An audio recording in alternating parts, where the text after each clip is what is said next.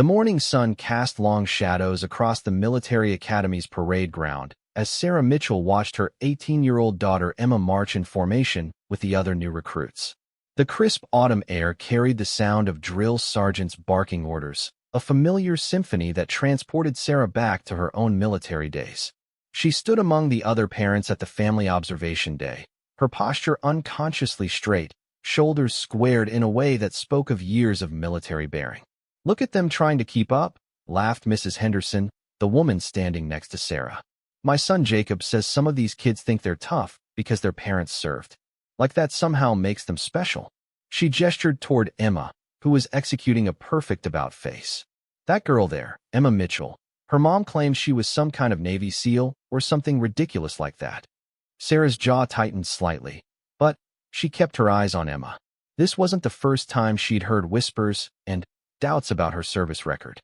In a small military town like Fort Braxton, word traveled fast, and not everyone believed that a soft-spoken mother of two could have served in the Navy's most elite unit. "Navy SEALs don't take women." Another parent chimed in, a heavy-set man with a veteran's cap that proclaimed his service in the Army Rangers. "That woman's probably making up stories to make herself sound more impressive. I've seen her type before, stolen valor cases who want the respect without earning it." The accusation hit Sarah like a physical blow, but she remained silent. She'd learned long ago that arguing with people who had already made up their minds was pointless. Instead, she focused on Emma, who was now demonstrating flawless push-up form while other recruits struggled. The apple hadn't fallen far from the tree. Sarah's mind drifted to the conversation she'd had with Emma the night before. Her daughter had come home frustrated, tears threatening to spill over her usually composed features. "Mom, they're saying things about you again," Emma had said, dropping her gear bag by the front door. Some of the other recruits heard their parents talking. "They think you're lying about your service. One of them said Navy SEALs would never take a woman, so you must be making it up." Sarah had pulled her daughter close, feeling the tension in Emma's young shoulders. "What did you tell them?" "Nothing," Emma replied. "What could I say? You never talk about what you did. You never show any proof. Sometimes I wonder." She trailed off, but the unspoken question hung in the air. The doubt in her own daughter's voice had been the hardest part. Sarah understood why Emma questioned her stories. Unlike other military families, their home contained no plaques, no commendation photos, no obvious displays of Sarah's achievements. The only evidence of her service was a small tattoo on her shoulder blade, a trident most people never saw, and the nightmares that sometimes woke her in the cold hours before dawn. Back on the parade ground, the drill continued. Emma executed each movement with precision that made the other recruits look clumsy by comparison. Her rifle handling was particularly impressive, drawing approving nods from the instructors. Sarah felt a surge of pride watching her daughter's natural ability, even as the whispered criticisms continued around her. "Look at that girl showing off," Mrs. Henderson continued. "Probably thinks she's better than everyone else because of her mom's tall tales. Someone should tell her that military skills aren't inherited. Her mother never even talks about her supposed service," added another woman. "Real veterans love sharing their stories. My husband can tell you every detail of his deployment to Iraq. But, Sarah Mitchell, she clams up whenever anyone asks specifics. That's suspicious if you ask me." Sarah bit back her response. These people had no idea that some stories were too classified to tell, too painful to share, or too dangerous to speak aloud. Her silence wasn't shame or deception. It was professionalism and trauma wrapped together in a package she'd never learned how to unwrap. The truth was, Sarah's service record was so classified that even her own family knew only the basics. She'd been part of operations that officially never happened, in places that weren't supposed to exist, doing things that the government would never acknowledge. The few documents that proved her service were locked away in secure facilities, accessible only to those with the highest clearances. When she'd married Emma's father, David, she'd told him only that she'd served in the Navy in a special operations capacity. He'd respected her reluctance to discuss details, understanding that some wounds were too deep to probe. After the divorce, when David moved across the country for work, Sarah had become both mother and father to Emma and her younger son Marcus. Formation halt. The drill sergeant's voice cut across the field.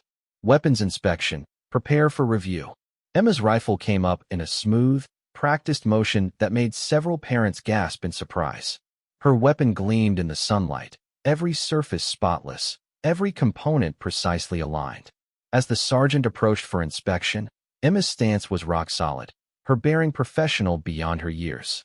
"Outstanding, Mitchell," the sergeant called out loud enough for the observers to hear.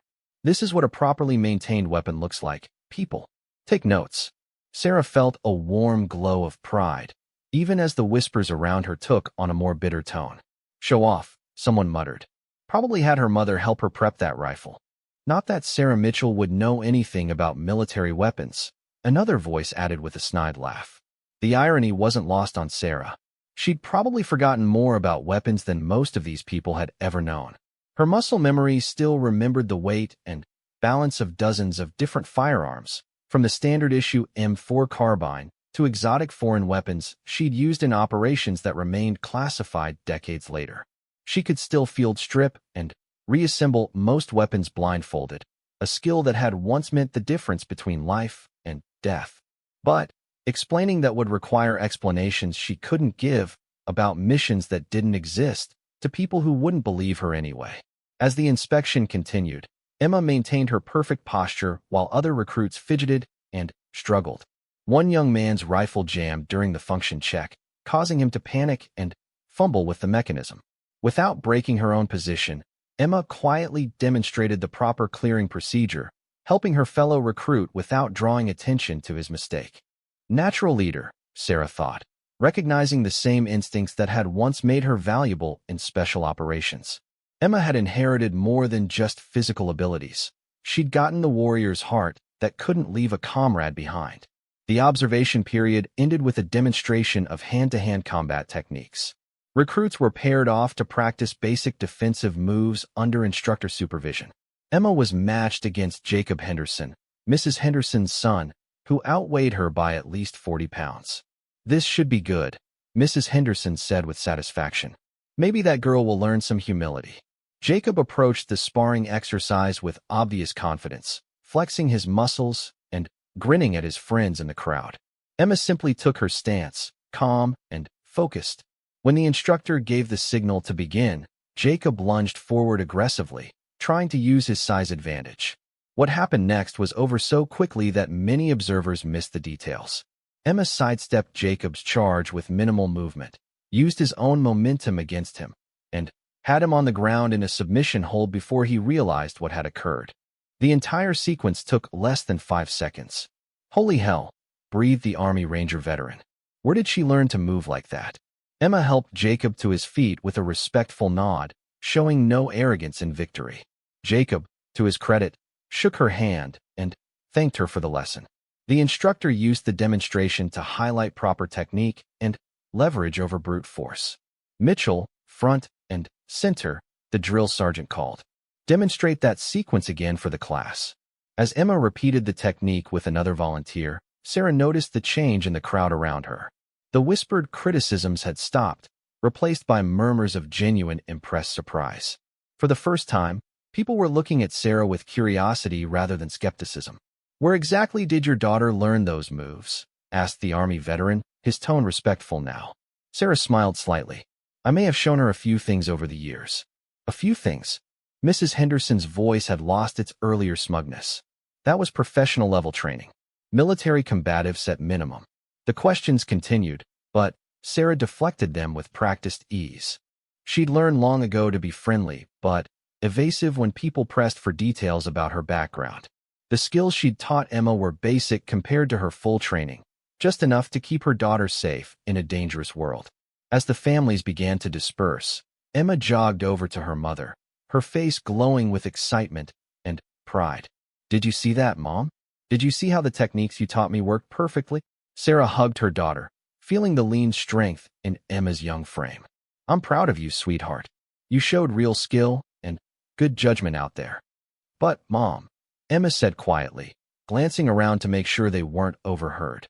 "People are still talking.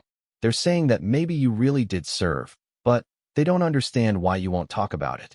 Some of them think you're hiding something bad, like you got kicked out or something." The pain in Emma's voice was clear.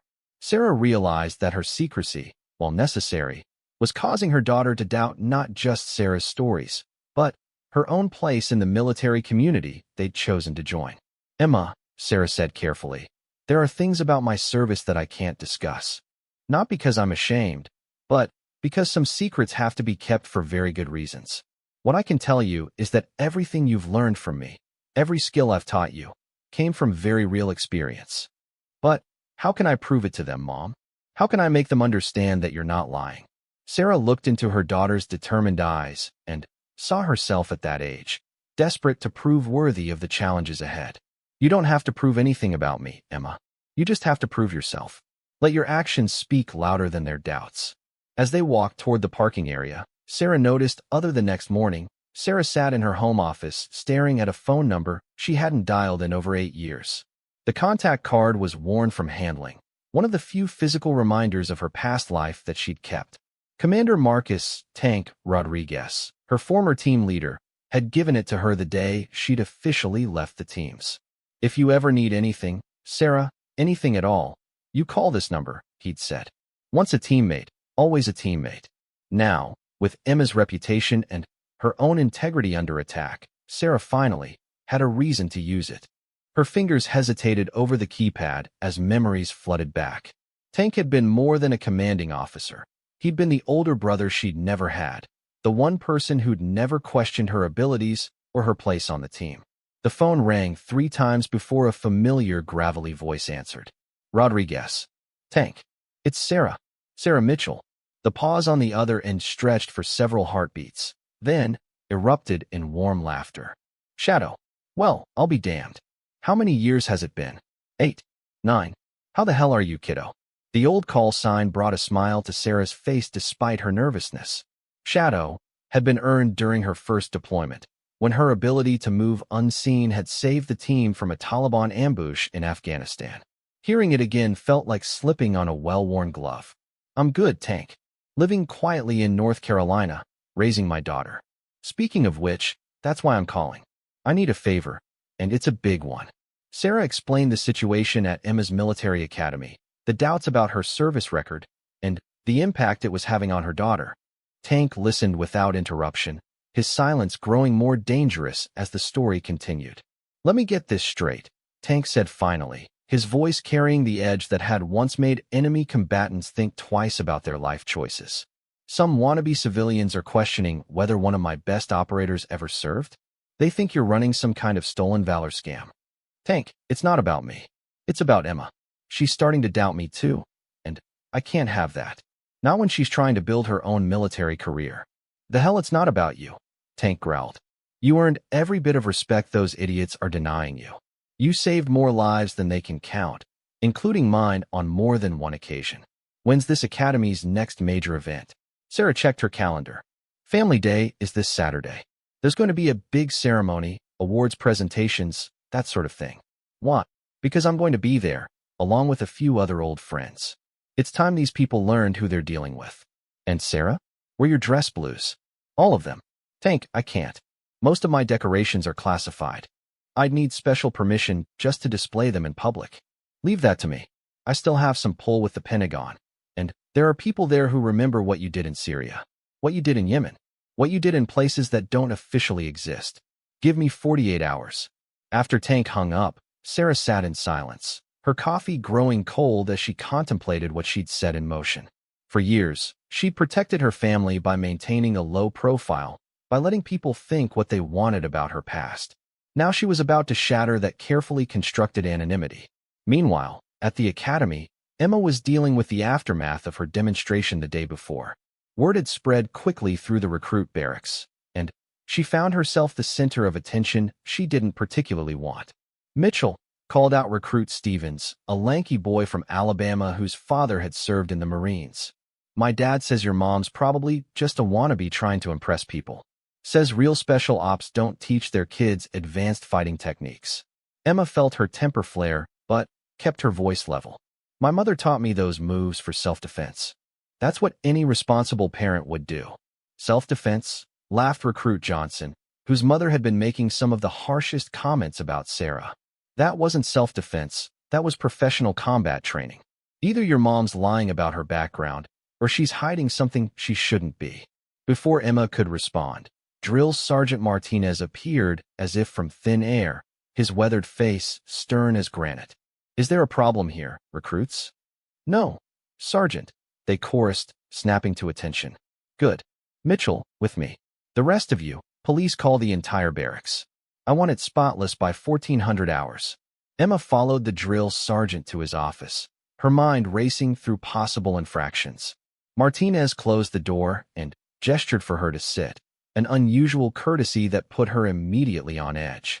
Mitchell, I'm going to ask you a direct question, and I want a direct answer. Has your mother ever discussed her military service with you in detail? Emma chose her words carefully. She's told me she served in the Navy, Sergeant. She's taught me some basic combat techniques and weapons handling. But she's never gone into specifics about her assignments or operations. Martinez nodded slowly. And the skills she taught you, how would you rate their sophistication? I don't know what you mean, Sergeant. I mean, Mitchell, that what you demonstrated yesterday wasn't basic self-defense. That was advanced close-quarters combat, the kind taught to special operations personnel. Your weapons handling shows familiarity with military standards that most civilians never see. Either your mother had access to very advanced training, or she's one hell of a natural teacher. Emma met his gaze steadily. My mother is a very good teacher, Sergeant. Martinez leaned back in his chair, studying her with sharp eyes that had seen combat in 3 different theaters of war. Mitchell, I've been in the military for 22 years. I've worked with Rangers, Delta Force, Marine Force Recon, and, yes, Navy SEALs. What you demonstrated yesterday wasn't something you picked up from YouTube videos or civilian martial arts classes. That was professional-grade training. He paused, letting his words sink in. Now, I don't know what your mother's story is, and it's not my place to pry into classified records.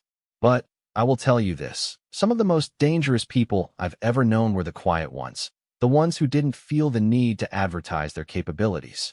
Your mother sounds like she might be one of those. Emma felt a surge of hope mixed with confusion. What are you saying, Sergeant? I'm saying that maybe you should trust your mother's silence instead of doubting it. And I'm saying that if anyone gives you grief about her background, you send them to me. Understood? Yes, Sergeant. Thank you, Sergeant. As Emma left the office, Martinez picked up his phone and dialed a number he rarely used, one that connected him directly to the personnel office at Naval Special Warfare Command. Back at home, Sarah was going through a footlocker she hadn't opened in years. Hidden beneath civilian clothes and old textbooks were items from another life.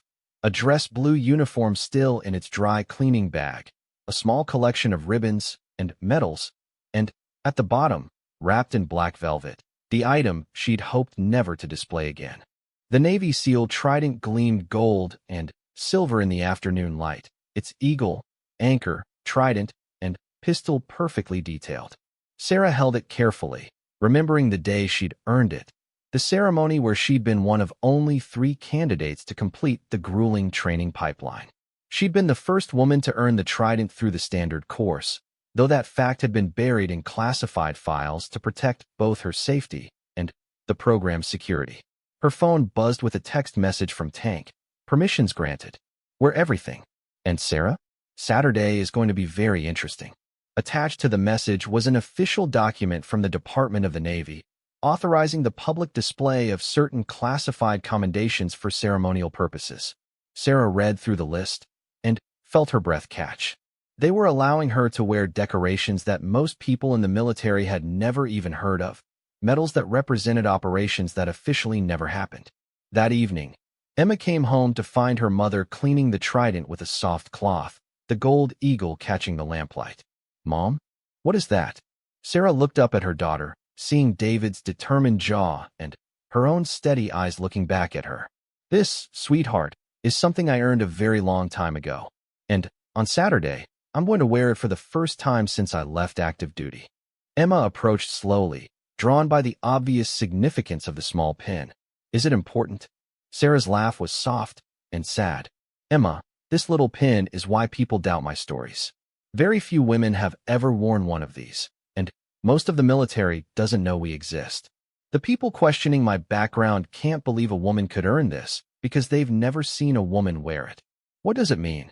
It means, Sarah said, carefully placing the trident back in its velvet wrapping, "that on Saturday, your mother is going to have some explaining to do. And your life at the academy is about to get very complicated." Emma sank into a chair, processing the implications. "Mom, are you sure about this?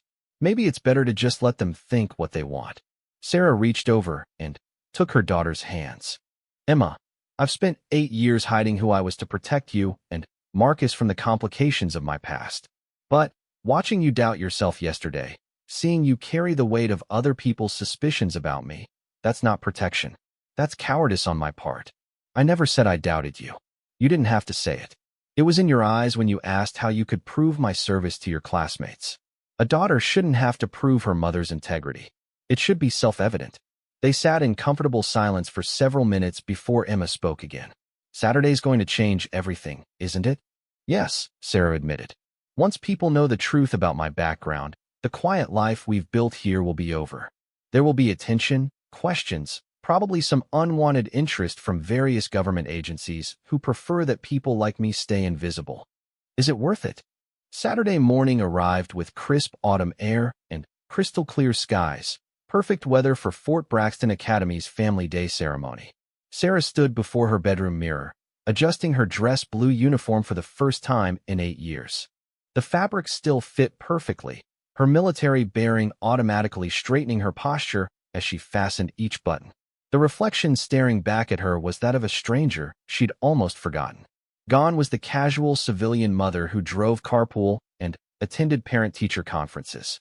In her place stood Chief Petty Officer Sarah Mitchell, United States Navy, with ribbons and commendations that told a story of valor most people would never believe. Emma knocked on the bedroom door. "Mom, are you ready? We need to leave soon." "Come in, sweetheart."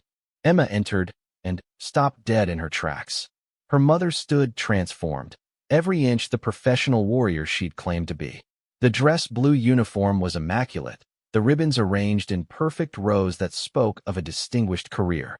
But it was the small gold pin on Sarah's left chest that drew Emma's attention, the Naval Special Warfare trident that seemed to glow with its own inner light. "Mom, you look—" Emma struggled for words. "Different. Dangerous," Emma said quietly. "You look like someone who could do impossible things." Sarah smiled at her daughter's honesty. "I was someone who did impossible things. Today, I'm just a mother who's tired of people questioning her daughter's integrity." The drive to the academy was tense with anticipation. Other families were arriving in their weekend best, preparing for what they assumed would be a routine ceremony honoring student achievements. None of them noticed the 3 black SUVs parked discreetly near the main entrance, their occupants waiting for a signal that would transform an ordinary family day into something extraordinary.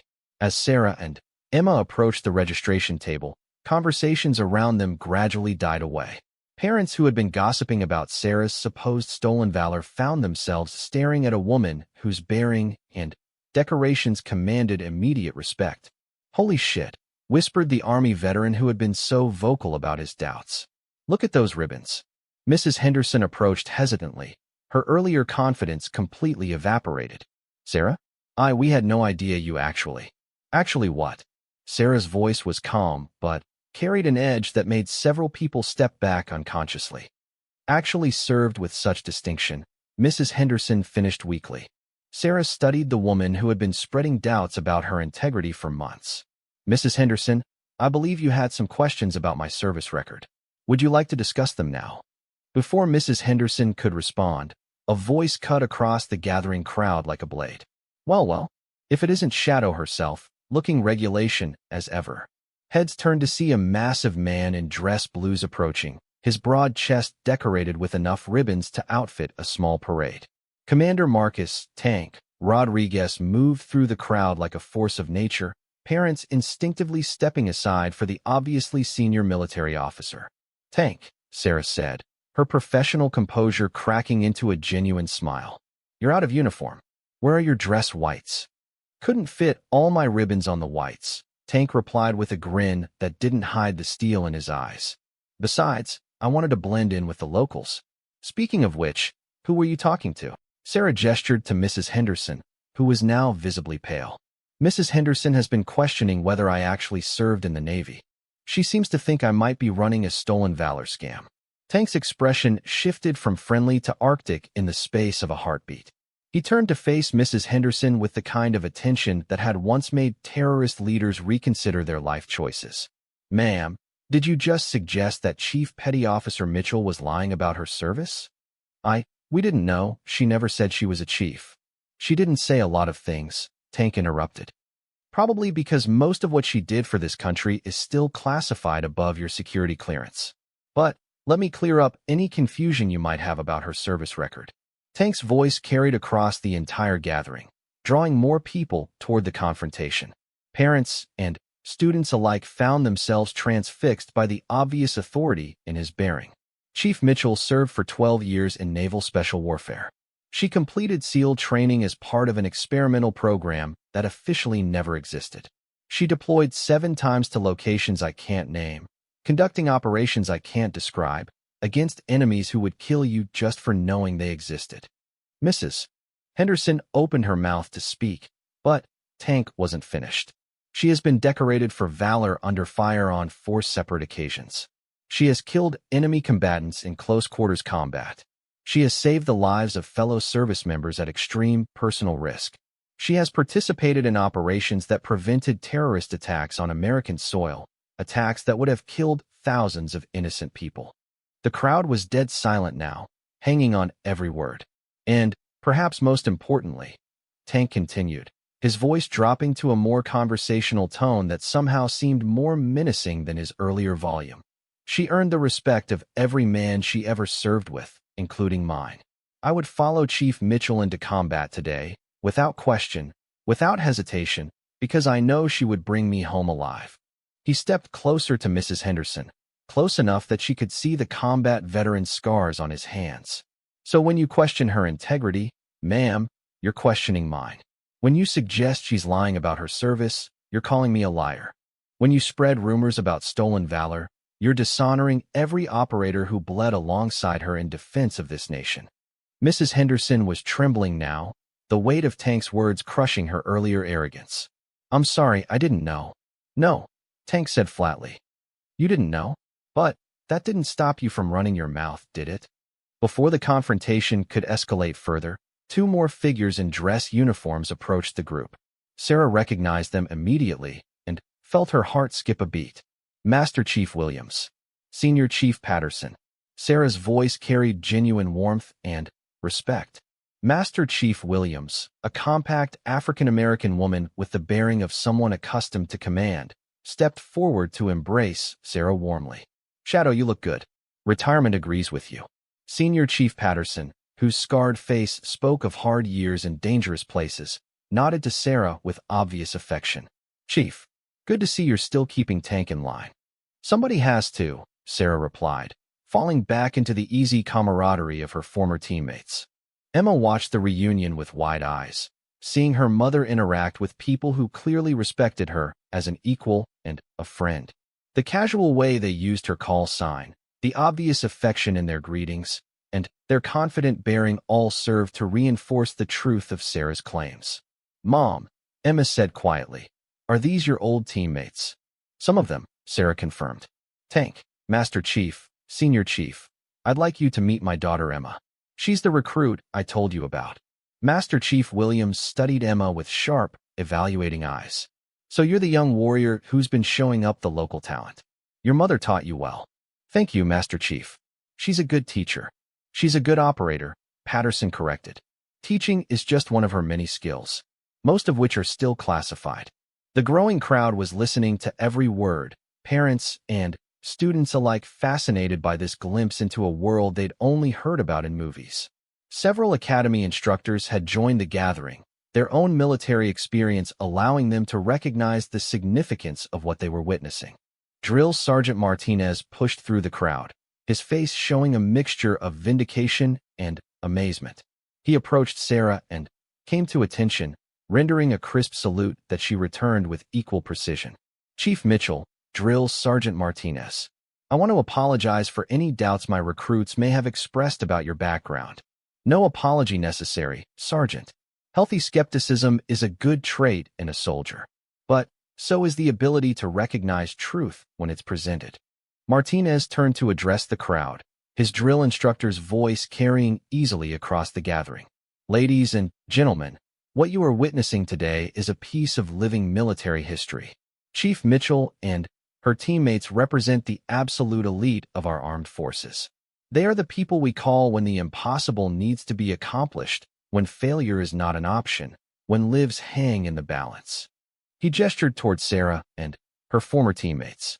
These warriors have served in ways that most of us can barely imagine, in places we'll never hear about, against threats we'll never know existed. They are the quiet professionals who keep us safe while we sleep, and they do it without fanfare, without recognition, without the appreciation they deserve. Emma felt tears stinging her eyes as she watched her mother stand with her former teammates, seeing clearly for the first time the bonds forged in combat and hardship. These were people who had trusted each other with their lives, who had faced death together and emerged stronger for the experience. Chief Mitchell, came a young voice from the crowd. It was Jacob Henderson, Mrs. Henderson's son, the recruit Emma had defeated so easily in sparring practice. Could you show us some of the techniques you taught Emma? Sarah looked at Tank, who shrugged with amusement. Your call, Shadow. Want to give the kids a demonstration? I'm not exactly dressed for a workout, Sarah pointed out, gesturing to her dress uniform. Since when has that stopped you? Master Chief Williams asked with a grin. Remember Panama? You took down 3 hostiles while wearing a cocktail dress. That was different. The dress was black, and I wasn't wearing my trident. Excuses, Patterson laughed. Come on, Chief. Show these recruits what Emma's mom can really do. Sarah looked at Emma, who nodded encouragingly. The doubts and whispers had followed them for too long. It was time to end them permanently. All right, Sarah said, beginning to remove her jacket. But we do this properly. Sergeant Martinez, I'll need a volunteer from your best hand-to-hand combat students. Martinez grinned. Stevens, front and center. Recruit Stevens, the young man from Alabama who had been particularly vocal about his doubts, stepped forward with obvious reluctance. He was several inches taller than Sarah and outweighed her by at least 50 pounds, all muscle from his high school football career. Ma'am, I don't want to hurt you, Stevens said respectfully. Sarah finished folding her jacket and handed it to Emma. Standing there in her dress blue shirt and uniform pants, she looked deceptively normal, just another mother at a family day. Stevens, she said calmly, I want you to attack me as if your life depended on it. Use everything you've learned, hold nothing back. Because if you don't take this seriously, I'm going to embarrass you in front of your parents and classmates. Stevens looked uncertain, glancing at Tank and the other SEALs for guidance. You heard her, son, Tank said. Give Chief Mitchell your best shot. And don't worry about hurting her. She's been hurt by professionals. What happened next would be talked about at Fort Braxton Academy for years to come. Stevens launched himself at Sarah with the speed and power that had made him a star linebacker. Sarah moved like water, flowing around his attack, redirecting his momentum, and using his own strength against him. The engagement lasted exactly 8 seconds. When it was over, Stevens was on the ground, immobilized in a submission hold that had him gasping for air, while Sarah stood calmly above him, not even breathing hard. Technique beats strength every time, she said, helping Stevens to his feet. But you telegraphed your attack. In a real fight, you'd be dead before you took your first step. The crowd was absolutely silent, staring at the woman who had just demonstrated the kind of combat skills they'd only seen in action movies. Any other questions about my mother's background?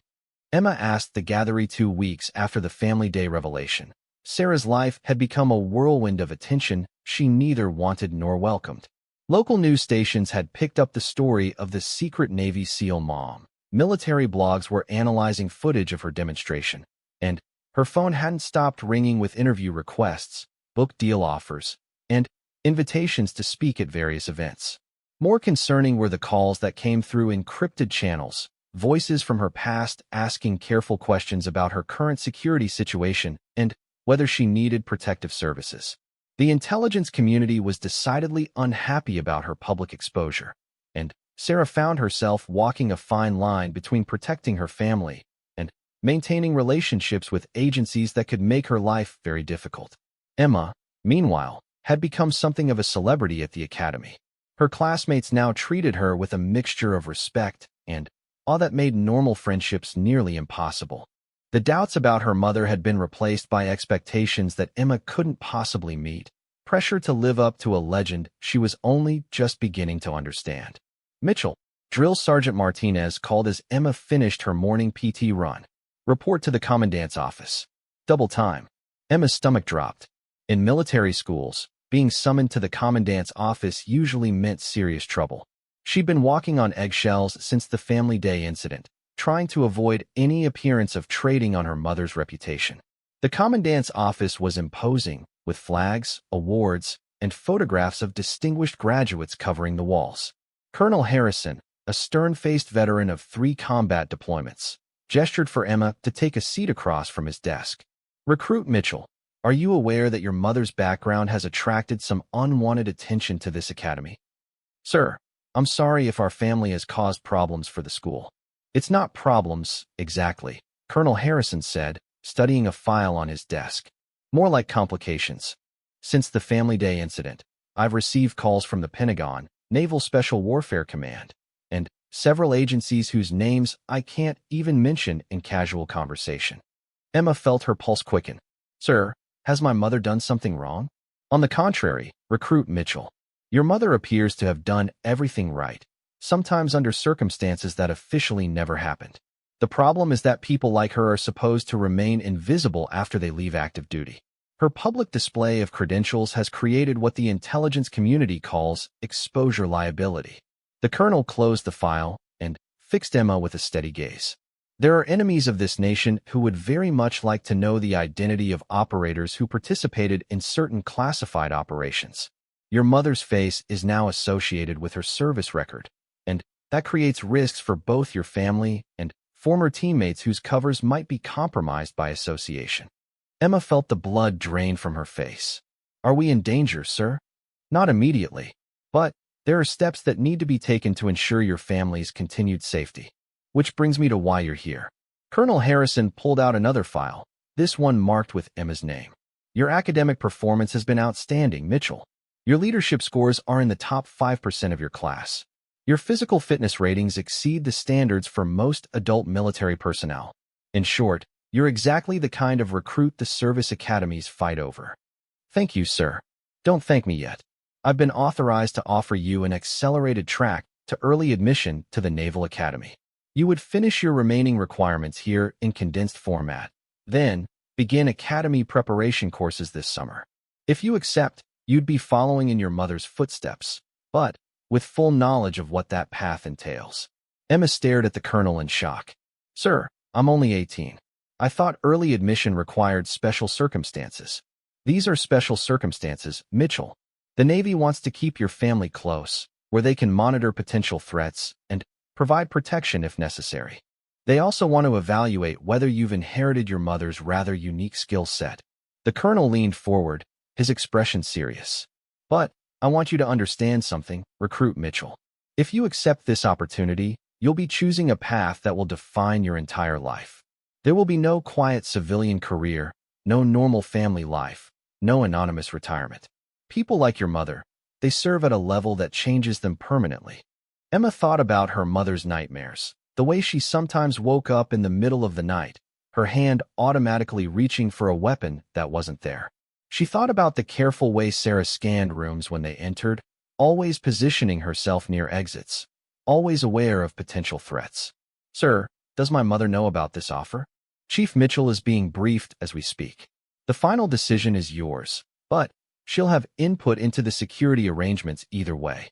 At that moment, across town in a nondescript government office, Sarah was indeed being briefed by people whose presence in North Carolina was officially non-existent. The man across from her wore an expensive suit but had the bearing of someone accustomed to violence, while his female companion kept checking her phone with the kind of vigilance that suggested she was monitoring active security threats. Chief Mitchell, the man said, I'm sure you understand why your recent public exposure has created concerns in certain circles. I understand that my daughter was being treated poorly because people doubted my service, Sarah replied evenly. I made the decision to verify my credentials to protect her reputation. A decision that has now made your family visible to enemies you thought you'd left behind, the woman added. The Yemeni arms dealer you helped capture in 2019, he's been released in a prisoner exchange. The Syrian terrorist cell you disrupted in 2020, the survivors have been actively seeking revenge against American operatives. Sarah felt ice forming in her stomach. These were threats from operations so classified that she'd never discussed them even with Tank and her former teammates. What kind of exposure are we talking about? Your photograph from Family Day has been circulated on several international networks used by hostile actors. Your face, your location, and your family situation are now known to people who have very good reasons to want you dead. The man leaned forward. We have 3 options to offer you, Chief. Option 1. We relocate your entire family under new identities. You disappear completely, but your daughter gives up her military ambitions and lives as a civilian under federal protection. Option 2. Sarah asked, though she suspected she wouldn't like any of the alternatives. Option 2. We bring you back into active service. Full reactivation, new assignment, maximum security clearance. Your daughter receives accelerated admission to the Naval Academy, where she can be protected and monitored. You both serve your country, but you never have a normal family life. And option 3? The woman smiled, but it didn't reach her eyes. Option 3, we do nothing. You maintain your current life, deal with threats as they emerge, and hope your skills are still sharp enough to keep your family alive when professional killers come calling. Sarah had been in enough briefings to recognize an ultimatum disguised as options. They weren't really giving her choices, they were explaining the consequences of the choice she'd already made. How long do I have to decide? We need an answer by tomorrow morning. Your daughter is being offered early admission to the Naval Academy as we speak. Her acceptance would simplify security arrangements considerably. After the briefers left, Sarah sat alone in the sterile office, weighing options that all led to the same conclusion. Her attempt to protect Emma's reputation had destroyed the quiet life they'd built and forced them back into the dangerous world she'd tried to leave behind. Her phone buzzed with a text from Emma. Mom, can we talk when you get home? Something important happened at school today. Sarah drove home, knowing that their conversation would determine the trajectory of both their lives. Emma was waiting in the kitchen, her school uniform immaculate, but her expression troubled. They offered me early admission to the Naval Academy, Emma said without preamble. Colonel Harrison said it was because of security concerns related to your background. Sarah poured herself coffee with hands that were steadier than her nerves. They briefed me on the same concerns. Emma, I'm sorry. I thought I was protecting you by revealing my background. But I may have put you in more danger. What kind of danger?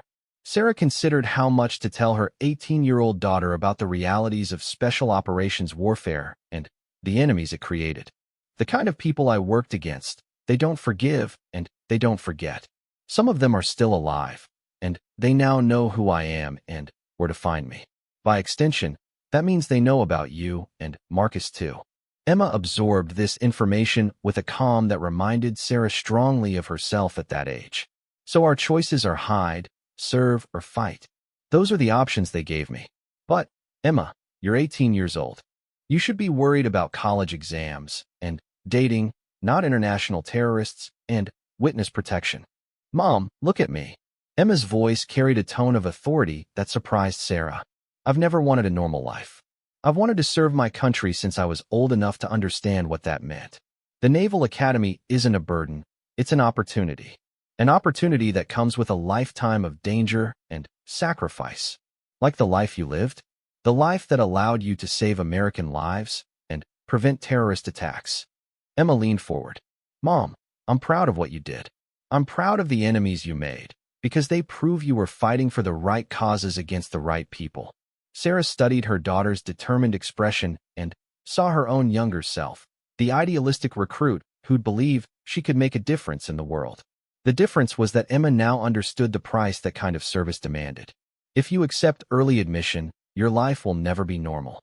You'll be watched, evaluated, and potentially placed in situations most people can't imagine.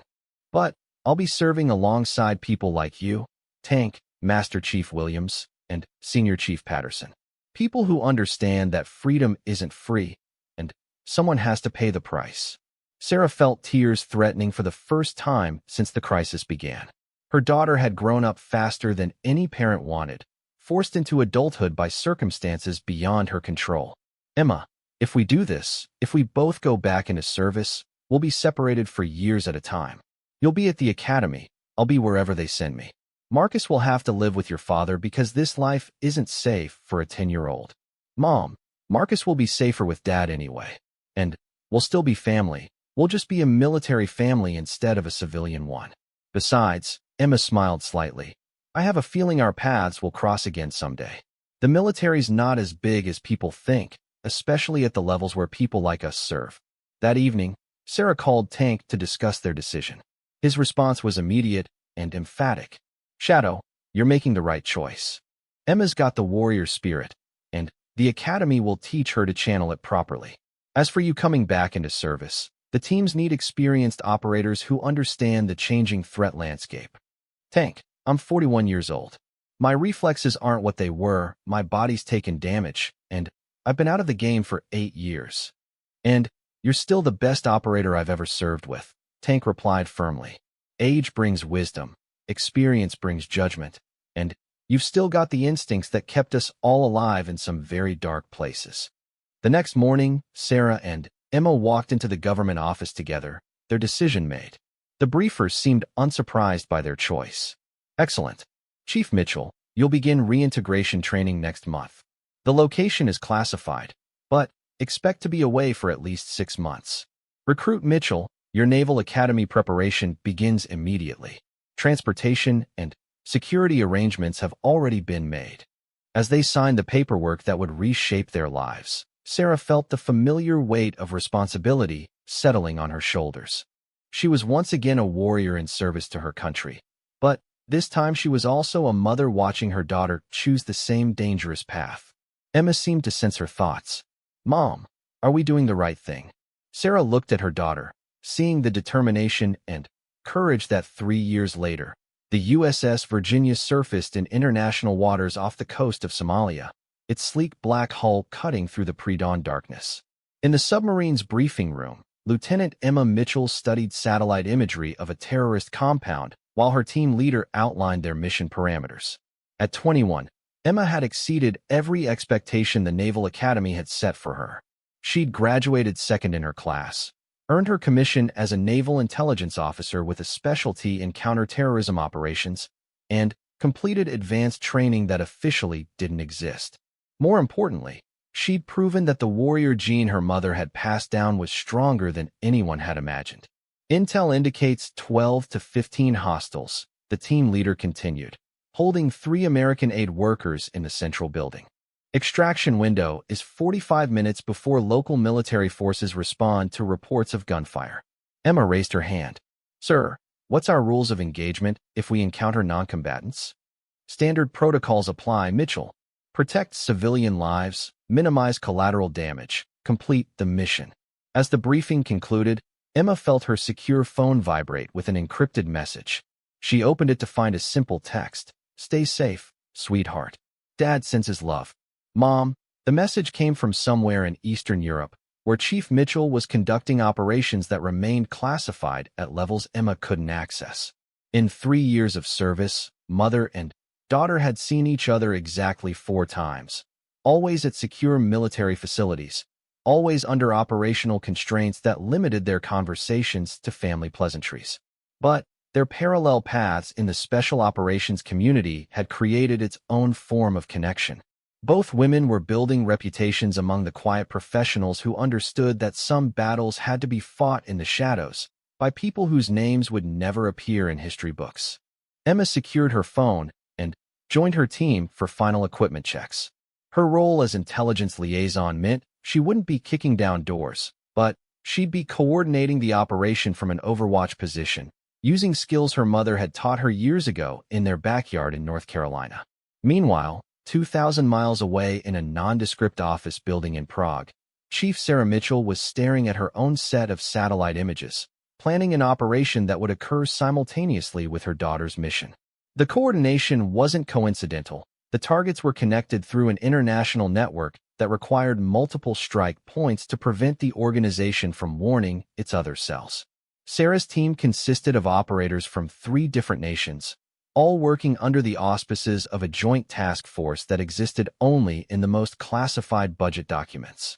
At 44, she'd become the senior enlisted advisor for operations that required surgical precision and absolute deniability.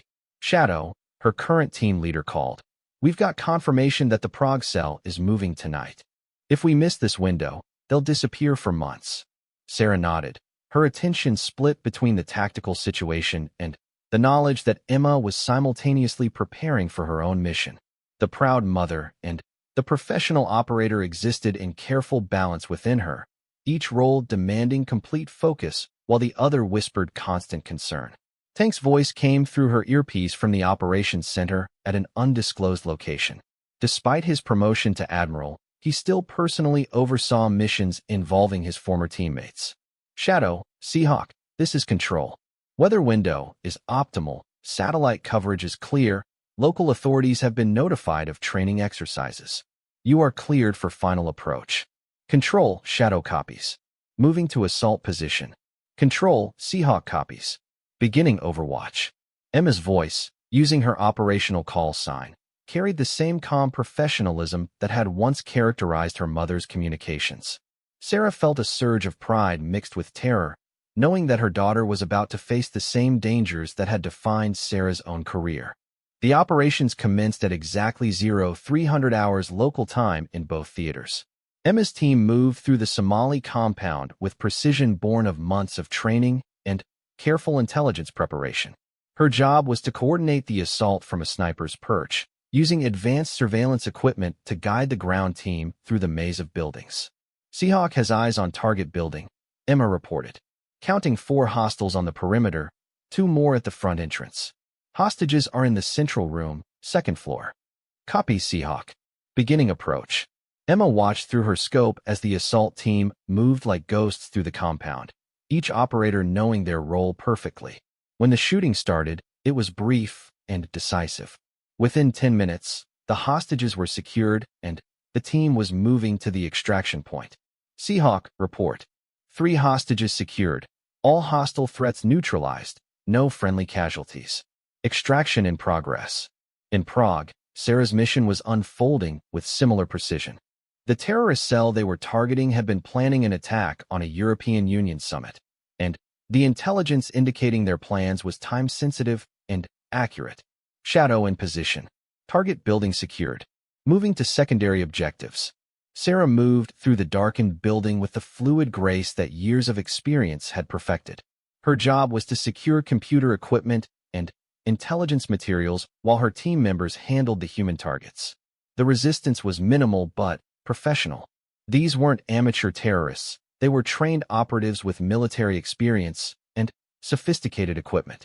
Sarah found herself in a brief firefight that reminded her why she'd never really retired from this life, why the skills and instincts never faded. Shadow, Control. What's your status? Package secured. Moving to extraction. Light resistance eliminated. Both operations concluded within minutes of each other, half a world apart.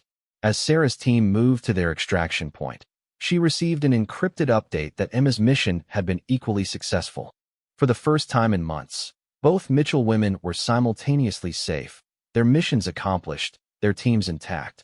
The debriefings took place in secure facilities, with both women providing detailed accounts of their operations to intelligence analysts who would use the information to plan future missions. Neither Emma nor Sarah mentioned their family connection in their reports, maintaining the professional separation that protected both their careers and their operational security. But 3 days later, they found themselves in the same military transport plane, heading back to different assignments but sharing the same cargo bay for a precious few hours. "How was Prague?" Emma asked quietly, speaking under the noise of the aircraft engines. "Successful." "How was Somalia?" "Clean extraction, no casualties. The hostages are safe." They sat in comfortable silence for several minutes, each processing the events of the past week. Finally, Sarah spoke. "Emma, do you ever regret the choice we made? The path we chose after Family Day?" Emma considered the question seriously. "Mom, 3 years ago, People were dying because terrorists thought they could attack American citizens without consequences. Yesterday, we proved them wrong. How could I regret that? Even though it means we see each other 4 times a year? Even though your brother barely knows us anymore? Even though we can never have normal relationships or normal lives? Mom, look around us. Emma gestured to the other operators sharing the transport, men and women whose bearing spoke of similar service and sacrifice. These people understand what we do and why it matters. We're not missing out on normal relationships. We're building extraordinary ones with people who share our values and our mission. Sarah looked at her daughter and saw not just the young woman she'd raised, but a fellow professional who'd chosen to serve at the highest levels despite understanding the cost. I'm proud of you, Emma, not just as your mother, but as a fellow operator. You've earned your place in this community through skill and courage, not because of family connections. I learned from the best, Emma replied. Both the warrior skills and the wisdom to use them responsibly. The transport plane continued through the night, carrying them toward their next assignments, their next missions, their next opportunities to serve something greater than themselves. Below them, the world slept peacefully, protected by people whose names would never be known, whose sacrifices would never be fully understood. 6 months later, Emma found herself back at Fort Braxton Academy, this time as a guest speaker at a career day for current students. She stood before an audience of young recruits, many of whom reminded her of herself at 18, full of questions about service and sacrifice. Some of you have been asking about my mother, Emma said, addressing the obvious curiosity in the room. 3 years ago, she stood in this same space and proved that sometimes the quiet ones are the most dangerous. Today, I want to tell you what I've learned about following in the footsteps of a legend. She paused, looking out at faces that reflected her own younger self, eager and determined and not quite understanding what they were choosing. First, you don't serve your country to live up to someone else's reputation. You serve because you believe in something bigger than yourself. Second, the hardest battles aren't always fought on foreign soil. Sometimes they're fought right here at home, against people who doubt your commitment or question your capabilities. Emma's voice carried the authority of someone who'd proven herself in combat, earned respect through action rather than demanding it through heritage. My mother spent years hiding her service record to protect our family. When she finally revealed the truth, it changed our lives completely. But the lesson isn't that secrets are bad or that service requires sacrifice. It's that sometimes doing the right thing means accepting consequences you never wanted. A young woman in the front row raised her hand. Ma'am, do you ever regret following your mother's path? Emma smiled, thinking of Sarah, who was currently somewhere in Southeast Asia conducting operations that would keep American families safe. Every morning when I wake up, I know that somewhere in the world, there are people planning to hurt innocent Americans. Every night when I go to sleep, I know that because of the work my mother and I and thousands of others do, most of those plans will fail. How could I regret being part of something that important? After the presentation, Emma walked across the academy grounds to the memorial wall where the names of graduates who'd given their lives in service were engraved in black granite. She found the section dedicated to special operations personnel and traced the names with her finger, understanding now the weight of tradition she'd inherited. Her secure phone buzzed with a message. Saw your speech on the Academy's live stream. You represent us well. Love you. Mom, Emma smiled and typed back, following the example set by the best operator I know. Stay safe, Mom. As she drove away from the Academy, Emma reflected on the journey that had brought her from the doubted daughter of a supposed fraud to a decorated naval officer with her own growing reputation in the special operations community. The path hadn't been easy, but it had been right. Behind her, the Academy continued its mission of shaping young Americans into warriors and leaders, just as it had shaped her, just as it would shape the next generation who would face threats not yet imagined. The cycle continued, each class learning from those who came before, each graduate adding their own chapter to the ongoing story of American military excellence. That evening, in a small apartment near a Navy base whose location remained classified, Emma sat down to write in the journal she'd kept since joining the service. Tonight's entry would capture not just the events of the day, but the understanding that had been growing within her for 3 years. She wrote, "Today I spoke to recruits about service and sacrifice, about living up to legends and creating your own legacy. What I didn't tell them is that the real honor isn't in being compared to heroes. It's in standing beside them when the moment demands courage. Mom, and I will never have a normal relationship, but we have something better. We have mutual respect earned through shared service to something bigger than ourselves." Emma closed the journal and prepared for her next assignment, knowing that somewhere in the world, her mother was doing the same thing. They were no longer the questioned family from Fort Braxton Academy. They were proven warriors in the ongoing battle to protect American freedom. The doubters had been silenced, the skeptics convinced, and the mission continued. Mother and daughter, separated by distance and classified operations, remained united by the warriors' bond that transcended family ties and created something even stronger. The story that had begun with accusations of stolen valor had evolved into a legacy of proven courage, demonstrated skill, and unwavering commitment to serving something greater than personal comfort or recognition. Sarah and Emma Mitchell had answered their critics not with words, but with action, proving that sometimes the best response to doubt is simply to excel beyond question. Would carry her through the challenges ahead. "Emma, there's a saying in the teams, the only easy day was yesterday. We're choosing the hard path, but it's the right path. We're choosing to serve something greater than ourselves." As they left the office, Sarah realized that their story was far from over. In fact, it was just beginning. Mother and daughter were about to embark on separate journeys that would test everything they thought they knew about service, sacrifice, and the price of protecting freedom. The quiet civilian life was over, but the warrior's path stretched ahead, challenging and dangerous, and ultimately meaningful in ways that most people would never understand. Ing, her voice carrying a note of challenge that made several parents look away in embarrassment. "I think," said Master Chief Williams, "that we've answered all the questions for today. But if anyone else has doubts about Chief Mitchell's service record, feel free to contact Naval Special Warfare Command. I'm sure they'd be happy to provide whatever verification you need." The ceremony continued, but the dynamic had shifted permanently. Sarah Mitchell was no longer the quiet single mother whose background was questioned by suburban gossips. She was a confirmed member of America's most elite military unit, a warrior whose credentials were beyond dispute. As the formal presentations began, Sarah stood with her former teammates, watching Emma receive recognition for academic excellence and leadership potential. The pride in her daughter's accomplishments was matched only by her relief that the shadow of doubt had finally been lifted from both their shoulders. But even as she celebrated this victory, Sarah couldn't shake the feeling that their troubles were far from over. Revealing her background had solved one problem, but created others. There were people in the intelligence community who preferred that operators like her remained invisible, and her public display of credentials had definitely gotten their attention. The quiet life she'd built for her family was officially over, and Sarah had no idea what would replace it. Sarah considered the question seriously. "Ask me again on Sunday. But, Emma, I want you to understand something. Whatever happens, whatever people say or think, I'm proud of my service. I'm proud of what I accomplished, and I'm proud of the daughter who inherited the best parts of both her parents." Emma squeezed her mother's hands. "I'm proud of you too, Mom. And I'm sorry I ever doubted you.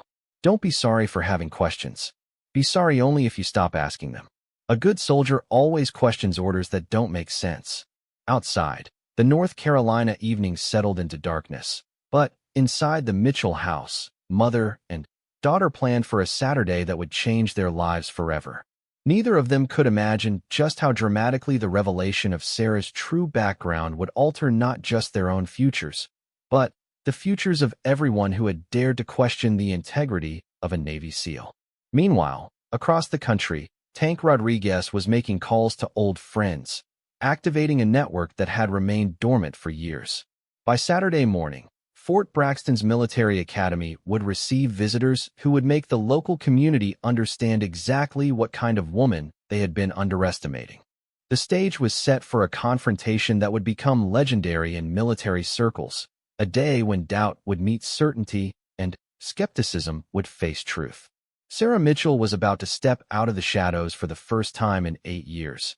and the people who had questioned her daughter's integrity were about to learn why some secrets are worth keeping, and some silences are louder than words. Parents watching them with new interest.